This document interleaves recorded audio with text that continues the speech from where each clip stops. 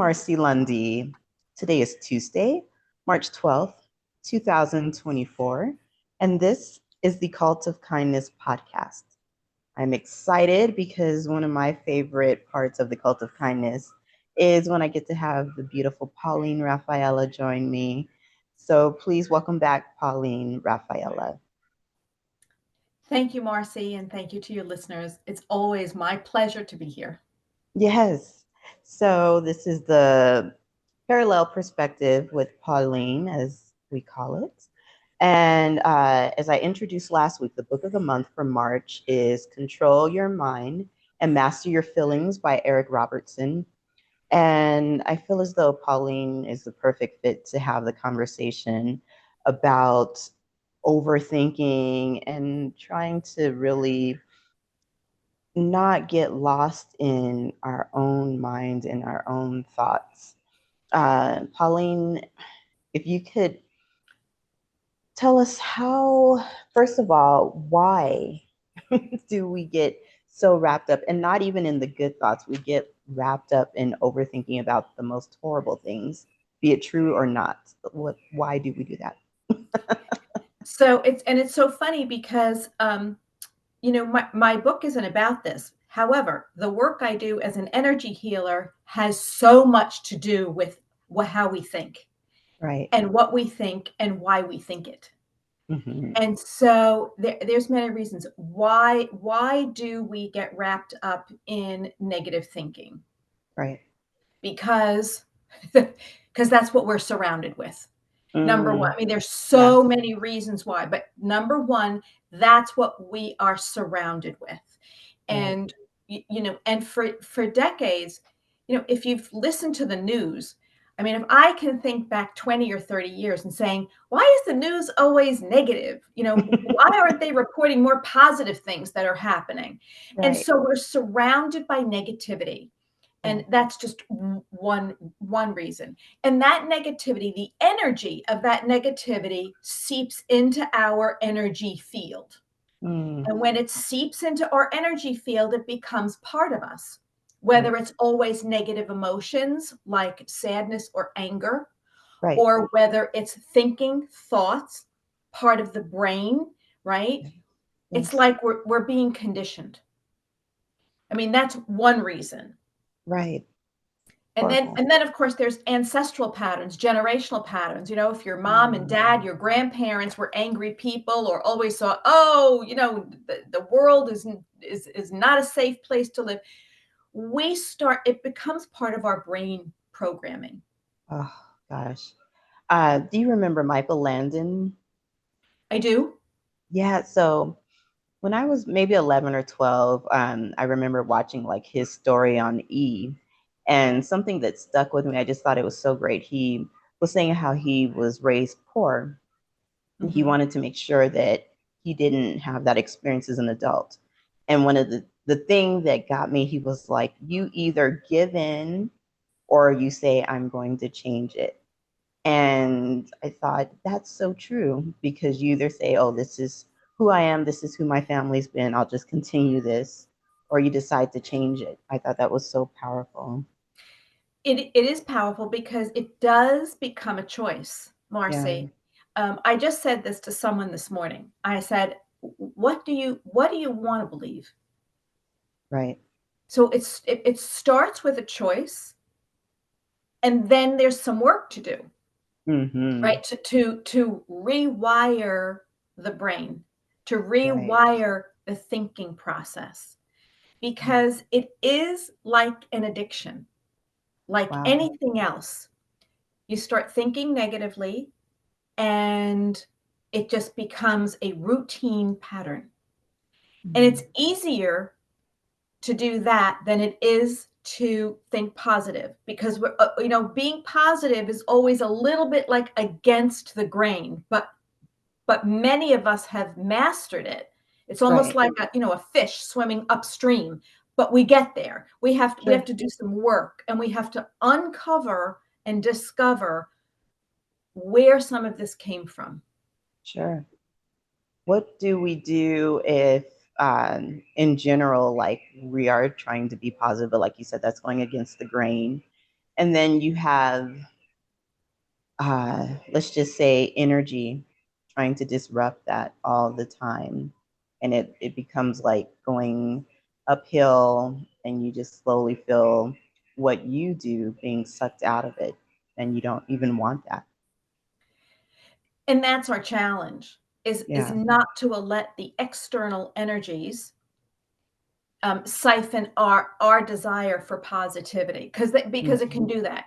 And it's Yeah. almost like you have to become aware that it's happening, and you have to stop it in the minute and say, no, no, no, that's the old pattern. Yes, oh, that's negative, some bad's going to come from that. No, no, no, I'm going to stop that right here, right now, and I'm going to switch my thinking.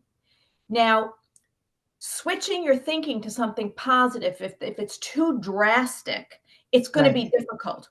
Oh, that will always work out negative too. Oh no, that will always work out positive. It's too drastic a shift. So we have Wow. to work with our mind and gradually find new thoughts that bring us to the ultimate thinking that we want to have. So an Sure. example might be, oh, that will always work out negative. So the next thought might be, well, oftentimes it works out negative, but not always. And Sure. the next positive thought might be, no, I think that that works out pretty well all the time, and I'm going Right. to start to believe that. And you can inch your thinking into the positive little by little. Okay. Okay. Okay, so it's like finding a better reaching thought, finding the more positive thought, but you can't jump from the real negative to the high positive. You've got to Mhm. inch your way in, or up, I should say. Inch That your way makes sense. up. Right. So If that also, makes sense. And it takes a little it bit of work and a does. little training, but that's one of the ways, okay, Okay. that we can just begin to become conscious of how we're thinking and begin to change some of that negative thinking. Now, Mm, some patterns of negative thinking are really inherent. I mean, they're just so they're just so part of our DNA. And right. yeah, and Mm, deeper work is needed for that. right. That's the challenging part. Um, and it's interesting to hear you say that, because I've always wondered, like, can we be born into that? And so it seems like we can be. Well, yeah, epigenetics.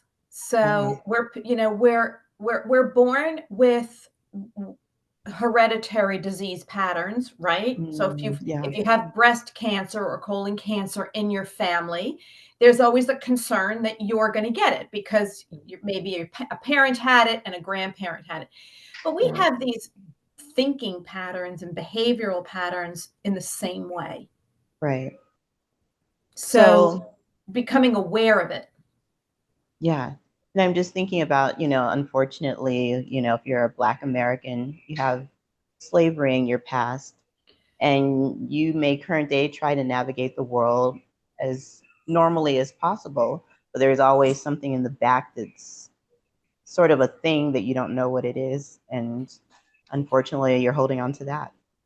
Yes. So yes, I love that because Mm, that's the truth. So in your DNA through your ancestors is the energy of slavery. right. And that would create a negative brain, okay, or a fearful brain, or just a lack of trust brain, right? Always needing to be on guard. There's something Right. there. So there's a wound. There's a deep wound there. Right. And those types of deep wounds, need either hypnosis or regression Mm, therapy, or, it needs something much deeper to get to the core of it, yeah. to change it, because you're not a slave now, but it's operating from the past. Right. And it's real. It's still Yeah. in there. It's still Yes. in there functioning. Mm. That's hard because, it's like, and there's a lot of Black Americans who don't believe in therapy and things like that. And so if you aren't even open to it, you're really like, you're just not getting to the place where you need to be, or even realize that you could be in a better place. Yeah, I think it comes down to desire. That's exactly what I said to my client this morning. What is it that you want? Yeah. You know, what do you want to choose? Mm-hmm. And then be willing to walk that journey. If you're choosing not to change or not to address some of the deeper patterns, okay, then Right. you'll sort of always sort of be in that little battle, right? That Right. little negative battle. Yeah. But if we choose it, we have to be willing to do the work. And Mm. sometimes the work is hard. Sometimes Yes. it's emotionally hard. Right. And Um, it's even potentially physically hard mm, because the energy of trauma, even passed down from generations to generation, mm-hmm. when it is purged from the body, when that energy begins to release from the body, it can be physically painful. Wow. And so, no one wants to feel that. We Right. want to feel good and we want to feel happy, you Yeah. know. Yeah. So doing some of that deeper work is sort of the opposite. It's like you're in like a little bit of a fog for a while. And I Sure. know because I've been there. I've done a lot of the deeper work, and you're in a fog and your Yeah. body hurts as some of the old energies are coming out, right? And you're in a state of confusion, but it passes. Right. So you just have to be willing. You have to be willing. So this is why all this brain rewiring is now like the new thing. Okay? Right. It's a new piece of the healing puzzle, is Mm-hmm. rewiring the brain Okay. to be positive, Right. because the brain has been wired to be negative. Now, not by the universe or by God, just by human experience. Sure. Sure. So we want to rewire our brain. There's lots of big people like Joe Dispenza and so many big people, Greg Braden, talking about this now. And this Mm-hmm. is about rewiring the pathways in the brain to begin to think positively. It's really powerful stuff. Okay. Piggybacking on that, the author also talks about how you can deplete your energy by overthinking. And it's like what you were saying, any extreme of positive or negative is just too much. Yeah. So I believe, and this is all taken from my practice and some of the things that I've experienced. When we are overthinking, there's a couple of things happening. Mm-hmm. We're either in fear, Mm-hmm. worry. We want to know an outcome that we don't know yet, and we're worried about it. Right.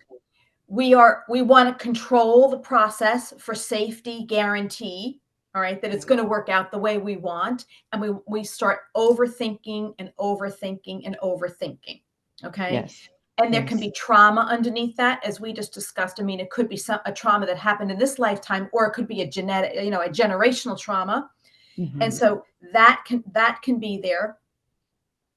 The other reason for the overthinking, and I have found this with myself, because I'm not typically an overthinker. However, Mm-hmm. my mind starts to race and go when I've got an emotion that wants to come up and out that I Right. haven't let out yet.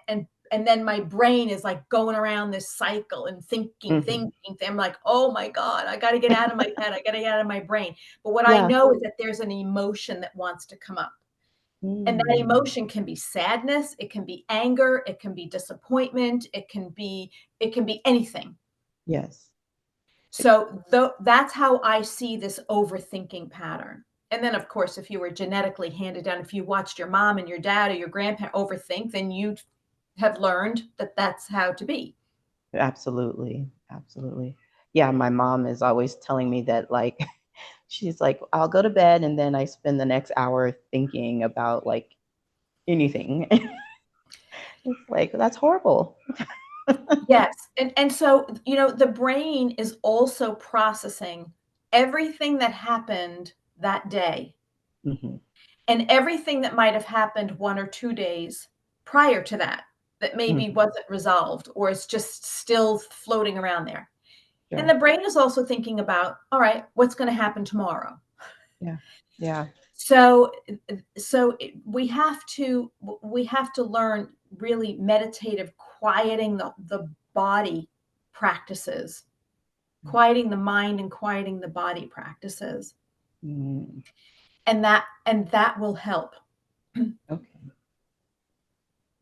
Is there now, I'm thinking about, if you're at work, which it's very likely you're thinking about everything at once.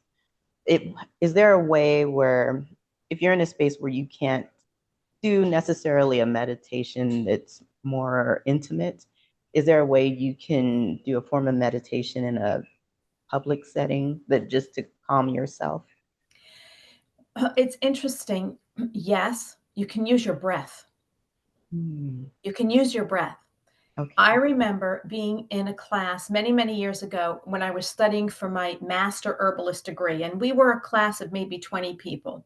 Mhm. And, and I had some anxiety. I had to get up and speak back then, and I had to do projects, and, you were kind of put on the spot, and I could feel some anxiety sitting there, right? And I Mhm. thought, how am I going to deal with this? I can't go lay down and sort of give myself a healing remedy. I just breathed. Hmm. I Okay. breathed. I breathed in through my mouth and ever so gently, Mhm. just kind of breathe. And then I just kept saying, "You're okay. You're okay. Everything's going to be okay." And I Hmm. just did that. And it helps. It can Okay. help. I'll put it that way. Right. Yes, because we're all so busy now. To take that moment, you either forget to or you're not thinking you can. So Yeah. it's good to know it's as simple as breath. And tapping. If you're at work, if you have your own cubicle, or Mm-hmm. go into the restroom Mm-hmm. and you start tapping. There Oh, there are tapping sequences okay. that we can do. Okay, we can start tapping. Okay, Okay. and you can learn these. These are very, very simple tapping, and you just keep doing it. Okay. Just And there's anywhere. tapping sequences that can help balance and restructure your feelings in that and your thinking in that moment, and even just to calm you down for a little while Okay. until you have time to really relax. That's good. So the tapping sequences they're great because you can do them anywhere, anytime. Do we tap on any particular area? So yeah, there's a spot here on the Mm-hmm. pinky. Okay, Okay. and you would tap there 10 to 20 times. And this is very, very general, by the way, but you can try it. Okay, you can Okay. tap here. Okay. And then what you want to do is you want to tap here, because these are certain points. You want to tap here, and you want to Okay. think to yourself, I'm fine. Everything's okay. I'm just going to get Mm-hmm. past this moment. I'm okay. And you can tap here. And then you want to tap here on the side of the eyes. These are all different acupressure points, Okay. and you can tap here, right? I'm okay. I'm just releasing the stress. I'm releasing this frustration. Okay. And then you want to tap here, right below the cheek. Okay. Okay. You just want to keep tapping 10 to 20 times. Right. And then you want to tap your collarbone.